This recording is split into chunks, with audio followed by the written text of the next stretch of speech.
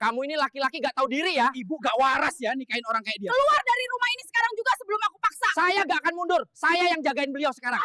Assalamualaikum sahabat Sinar Karomah. Bayangkan Raka, seorang kurir paket yang hidup pas-pasan, tak pernah menyangka hidupnya akan berubah total hanya karena satu pengiriman ke rumah nomor 89, sebuah menshan tua milik seorang wanita lumpuh bernama Bu Lastri. Awalnya, Raka hanya diminta mengantar paket. Namun pertemuannya dengan Bu Lastri yang kesepian dan terlupakan oleh keluarganya membuat keduanya menjalin ikatan yang tak biasa. Setiap hari Raka datang, bukan hanya mengantar barang, tapi juga menyapu halaman, memperbaiki lampu, dan menemani Bu Lastri berbincang. Suatu hari, tanpa aba-aba, Bu Lastri melamarnya. Pernikahan mereka langsung menuai kontroversi. Keluarga besar Bu Lastri marah, mencibir, dan menuduh Raka sebagai penipu yang hanya mengincar harta. Media sosial membakar nama baiknya. Namun semua itu tak mematahkan tekad Raka yang hanya ingin merawat satu-satunya orang yang pernah memandangnya dengan hati, bukan status. Saat kondisi Bu Lastri memburuk, ia meninggalkan surat wasiat dan video pengakuan terakhirnya. Ternyata, Bu Lastri telah menyiapkan sesuatu yang jauh lebih besar dari warisan.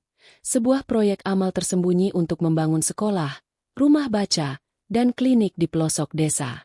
Kini, setelah semua fitnah mereda dan kebenaran terungkap, Raka berdiri bukan sebagai suami seorang nenek kaya raya, tapi sebagai pelayan masyarakat, melanjutkan misi cinta sejati yang diwariskan Bu Lastri untuk dunia.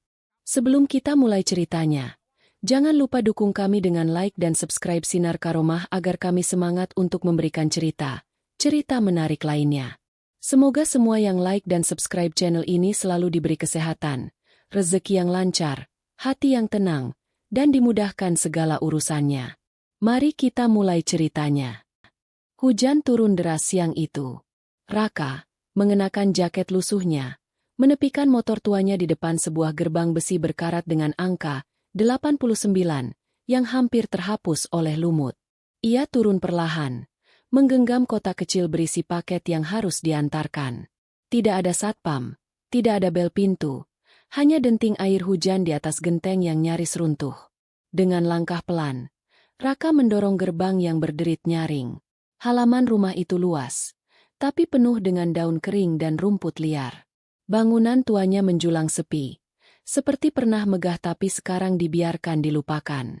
Ia mengetuk pintu, dan menunggu. Tak ada suara. Ketika ia hendak pergi, suara serak dari dalam memanggil. "Mas, masuk saja." Pintu tidak dikunci. Suara itu membuat Raka ragu. Tapi rasa tanggung jawab sebagai kurir membuatnya melangkah masuk. Di dalam, aroma kayu tua dan balsem menguar. Ia melihat seorang wanita tua duduk di kursi roda, mengenakan selimut tebal dan syal merah hati. Rambutnya putih. Matanya menyimpan cahaya lelah tapi tajam. Itulah pertama kalinya Raka bertemu Bu Lastri. "Maaf, saya cuma antar paket," kata Raka canggung. Tapi Bu Lastri mengangguk dan tersenyum samar. "Kamu orang pertama yang masuk rumah ini sejak 6 bulan terakhir," ucapnya pelan. Ucapan itu membuat dada Raka tercekat. 6 bulan tanpa tamu, tanpa keluarga, tanpa siapapun. Ia meletakkan paket dan hendak pamit. Tapi sebelum keluar, ia melihat kabel lampu yang menjuntai hampir menyentuh lantai. "Izin Bu, itu kabelnya bahaya.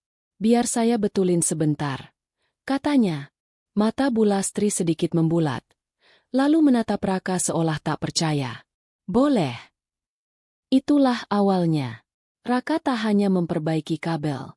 Ia juga menyapu sedikit debu di dekat pintu, membantu menutup jendela yang bocor, dan memastikan Bu Lastri punya air minum di meja. Ia tak digaji. Ia juga tak diminta. Tapi hari itu, ia pulang dengan perasaan aneh. Ada sesuatu di rumah itu yang membuatnya ingin kembali. Bukan karena harta, tapi karena keheningan yang begitu dalam, yang seolah menjerit minta didengar. Keesokan harinya, tanpa jadwal pengiriman, Raka kembali ke rumah nomor 89. Ia mengetuk pintu dan disambut senyum yang sama.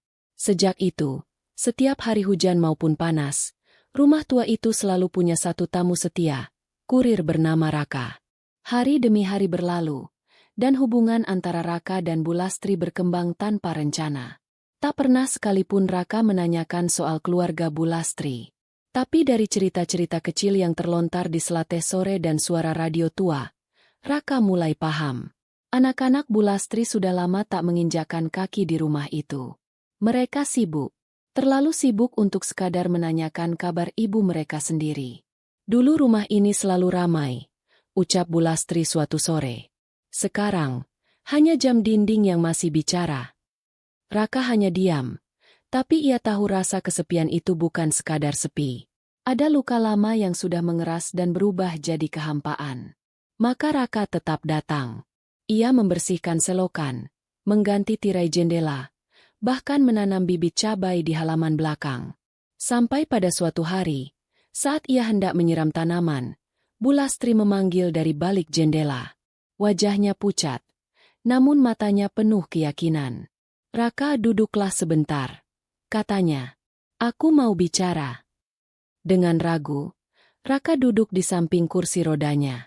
Hening cukup lama. Lalu keluar satu kalimat yang membuat waktu seolah berhenti. Nikahi aku. Raka mematung. Ia tertawa kecil, mengira itu candaan. Tapi Bulastri menatapnya dalam. Aku serius. Bukan karena nafsu atau cinta picisan. Tapi aku butuh seseorang yang benar-benar ada, yang jujur, yang melihat aku sebagai manusia, bukan sebagai dompet tua yang tinggal menunggu mati. Raka merasa tenggorokannya mengering. Bu, saya cuma kurir saya. Kamu satu-satunya orang yang membuat aku merasa hidup kembali. Aku tahu orang akan mencibir, mencaci. Tapi aku sudah tua. Raka, apa peduliku dengan omongan mereka? Hari itu, Raka pulang tanpa jawaban. Ia tidur dengan gelisah. Bukan karena takut dituduh, tapi karena ia merasa dihargai dengan cara yang belum pernah ia alami seumur hidup. Esoknya, ia kembali dengan jawaban yang mengubah segalanya. Kalau ibu yakin, saya akan jaga ibu. Bukan sebagai kurir, tapi sebagai suami. Dan pernikahan itu pun terjadi. Sederhana, tanpa pesta mewah. Hanya di hadapan penghulu, saksi, dan suara angin sore yang menyapu halaman nomor 89. Tapi di luar sana, badai lain mulai muncul. Kabar pernikahan Bulastri dengan Raka menyebar seperti api di musim kemarau. Awalnya hanya bisik-bisik tetangga sekitar. Namun satu postingan di media sosial dari keponakan Bulastri langsung memicu badai besar. Foto pernikahan sederhana mereka diunggah dengan caption pedas. Kurir paket nikahi nenekku demi harta. Miris. Komentar datang bertubi-tubi. Wajah Raka dijadikan bahan ejekan. Banyak yang menyebutnya parasit, penipu, bahkan berandalan yang berhasil menipu nenek kaya. Beberapa akun anonim mengunggah foto-fotonya sedang mengendarai motor tua, menyebutnya sebagai tikus got yang berubah jadi buaya. Tak berhenti di situ. Wartawan mulai datang ke rumah nomor 89. Mereka menunggu di depan pagar, membawa kamera dan mikrofon, mengajukan pertanyaan tak sopan. Mas Raka, bener nikah karena warisannya? Apa perasaan Mas setelah berhasil dapat nenek tajir? Raka tak pernah menjawab. Ia hanya menunduk dan tetap menyiram tanaman di halaman seperti biasa. Tapi diamnya bukan tanda lemah. Diamnya adalah bentuk perlawanan terhadap dunia yang gemar menghakimi tanpa tahu cerita sesungguhnya. Bulastri sendiri juga kena getahnya. Beberapa keluarganya datang membawa nada tinggi dan wajah penuh kemarahan. Bu, ini bukan mainan. Nama keluarga kita dipermalukan. Tapi Bulastri tetap tenang. Menatap mereka satu persatu. Nama keluarga kita bukan dirusak oleh pernikahanku, tapi oleh kalian yang melupakan ibumu sendiri. Mereka terdiam, tapi bukan karena sadar. Hanya kaget mendengar ketegasan yang selama ini tak pernah keluar dari mulut wanita tua itu. Malam hari, Raka duduk termenung di teras, mendengar suara jangkrik bersahutan. Ia merasa dunia mengepungnya, tapi saat Bulastri memegang tangannya, ia kembali ingat alasan kenapa ia di sana. Bukan karena rumah besar, bukan karena harta, tapi karena untuk pertama kalinya dalam hidupnya, ada seseorang yang tak melihatnya sebagai pecundang. Namun cobaan itu belum selesai. Karena saat tubuh Bu Lastri mulai melemah dan kesehatannya menurun drastis, Raka harus menghadapi lebih dari sekadar cemoohan publik.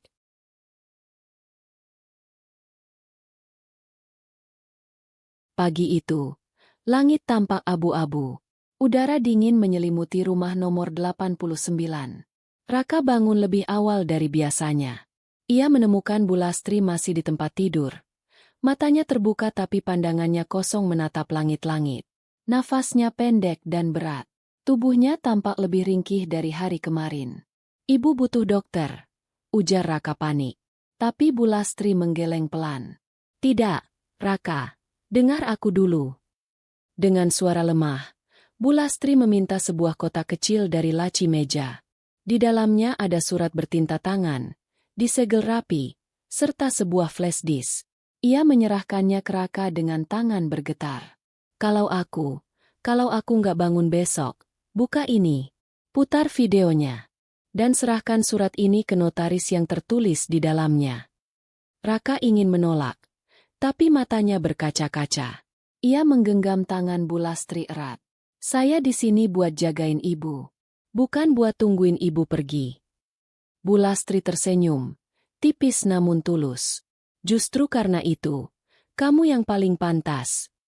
Malam pun datang.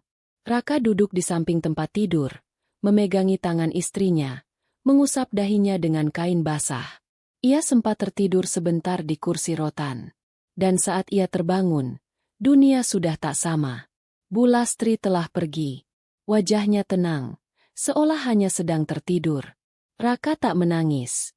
Ia memeluk tubuh dingin itu dan berbisik pelan. "Terima kasih, karena pernah memilih saya."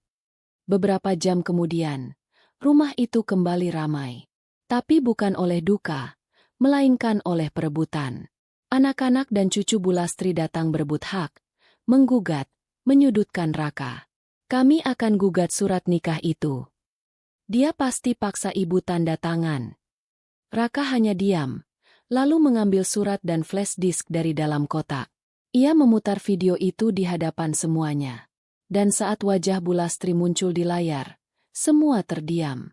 "Saya, Lastri binti Suardi, dengan sadar dan penuh cinta, menyatakan bahwa semua keputusan saya, termasuk menikahi Raka, dilakukan tanpa paksaan. Dan saya tahu, akan banyak yang membenci ini. Tapi saya tak peduli. Raka adalah satu-satunya orang yang hadir ketika semua orang pergi." Video itu terus berlanjut. Bu Lastri membeberkan isi wasiatnya. Bukan hanya warisan, tapi proyek besar yang selama ini ia sembunyikan dari semua orang. "Saya sudah siapkan segalanya. Rumah ini akan dijual. Uangnya bukan untuk dibagi-bagi, tapi untuk membangun sekolah, rumah baca, dan klinik gratis di desa-desa miskin. Dan satu-satunya orang yang saya percaya untuk menjalankannya adalah Raka." Ruangan hening. Semua wajah yang tadinya marah kini membeku. Tak ada lagi yang berani bersuara.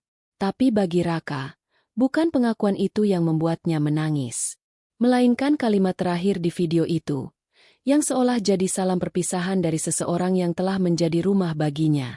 "Kalau kamu sedang lelah, Raka, pulanglah ke sini.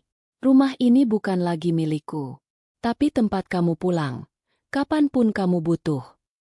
Setelah video itu viral dan wasiat dibacakan resmi oleh notaris, media sosial kembali meledak. Tapi kali ini bukan dengan caci maki, melainkan rasa haru dan pujian.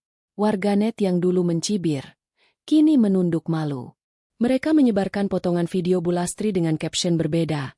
"Cinta yang tidak cari panggung, Ibu Lastri, pahlawan diam yang ternyata punya misi besar." Dan yang paling banyak dibagikan, foto Raka sedang menyiram tanaman dengan caption, "Dari kurir jadi pelayan masyarakat." Tapi di balik semua sorotan itu, Raka tetap seperti biasa. Ia tak mau tinggal di rumah besar yang kini kosong. Ia pindah ke rumah kontrakan sederhana di pinggiran kota, dan mulai sibuk mewujudkan amanat almarhumah. 3 bulan setelah kepergian Bu Lastri, bangunan pertama berdiri di sebuah desa terpencil di lereng gunung. Sebuah sekolah kecil dengan plang kayu bertuliskan, "Sekolah Harapan Lastri." Di sampingnya berdiri rumah baca dan klinik sederhana dengan dinding anyaman bambu. Semua dibangun dari hasil penjualan aset Bulastri. Dan semua dikelola langsung oleh Raka dan tim kecil yang ia rekrut dari orang-orang baik yang pernah dibantu Bulastri secara diam-diam. Raka bukan hanya jadi pengelola. Ia juga jadi sopir mobil barang, tukang cat, guru relawan. Bahkan kadang jadi tukang masak untuk anak-anak sekolah. Ia bekerja tanpa upah, hanya dengan satu semangat, menjalankan warisan cinta yang pernah menyelamatkan hidupnya. Di suatu sore yang mendung, seorang jurnalis muda datang menemuinya di lokasi sekolah. Ia mengajukan pertanyaan yang sudah lama tak terdengar. Mas Raka, kenapa sih tetap memilih jalur ini? Padahal sekarang banyak yang nawarin kerjaan, proyek besar, bahkan politik. Raka tersenyum tipis. Pandangannya mengarah pada anak-anak kecil yang sedang menanam bibit cabai, mirip dengan yang dulu pernah ia tanam di halaman rumah nomor 89. Saya udah pernah dicintai oleh seseorang yang gak lihat saya dari status, uang, atau tampang. Dia cuma pengen ditemani di sisa hidupnya. Sekarang giliran saya. Temani lebih banyak orang yang selama ini hidupnya dilupakan. Jurnalis itu terdiam. Kamera berhenti merekam. Karena terkadang, kisah yang paling menyentuh bukan soal harta, bukan soal popularitas. Tapi soal bagaimana dua jiwa bertemu di tengah sunyi, saling menyelamatkan, dan melanjutkan hidup dalam bentuk yang lebih besar dari sekadar, aku dan kamu. Di tembok rumah baca itu, tertulis sebuah kalimat dengan cat biru pudar, yang ditulis sendiri oleh Bulastri sebelum meninggal. Cinta sejati bukan tentang siapa yang datang lebih dulu, tapi siapa yang tetap tinggal saat semua pergi. Dan disinilah Raka berdiri. Bukan sebagai suami nenek kaya raya, tapi sebagai penjaga warisan cinta yang tak pernah cari sorotan, tapi justru menerangi jalan ribuan orang yang hampir menyerah.